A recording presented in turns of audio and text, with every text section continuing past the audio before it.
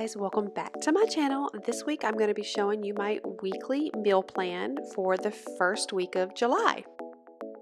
If you guys are new here, welcome. I am so glad you joined me. My name is Lynn. I have 5 kids and I am sharing this motherhood journey with you guys. I do all kinds of videos, but this week I'm going to show you how I meal plan. So in last week's video, and I will link it above in this video, I showed you how I filled up the entire calendar, typed it out of all family approved meals. So I've already shopped my pantry and I know what I have in there. I know that I don't want to spend a lot of money at the grocery store this week. So I'm going to fill up my meal plan this week with, or my meals this week with everything that I already have. So that's going to save me a ton of money, you guys.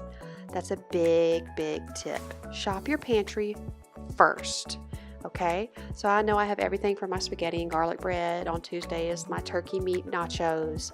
Wednesday is 4th of July and it's going to be a cookout.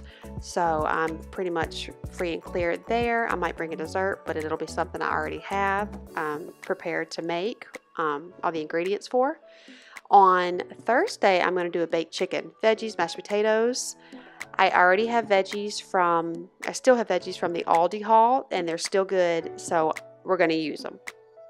That was a big, big haul for me. I spent over $100 at Aldi on fruits and vegetables, and I still have them, guys, so it's been great. Then I did also the Walmart haul, if you remember, and I still have a lot of stuff from there. Now, I did have to run in and get some milk and some apple juice, and then I had to spend $125 this past Monday at Target. So I'm not going back to the grocery store. So I'm going to use what I have. Biggest tip, shop your pantry. So over here, my grocery list, I know I'm going to need bananas, apples, some milk. I write a few other things down, but I don't end up needing them. I go back into the pantry, back into the freezer, and I realize I already have some things. So I check them off my list. I am more than happy to walk into the store and only buy these few items here. That makes me very happy. Now, some weeks I will follow my meal plan to a T, meaning that however the meal is already written down on the calendar, I will follow that same week. But on weeks where I've spent too much at the grocery store, especially during summer, I am going to shop my pantry and then choose items or choose meals that I already have the ingredients for. It's a lifesaver. Having the calendar there already filled out helps out so much, because then you're not wondering. You take the guesswork out. You just look down there and you already know how to make everything. They're family approved and it's easy. So when it's like, what's for dinner? Well, let's look on the calendar. And I even let the kids pick too, because that really helps out sometimes. But like I said, I had to kind of go all over the calendar because I'm not going back in the grocery store. I don't think so.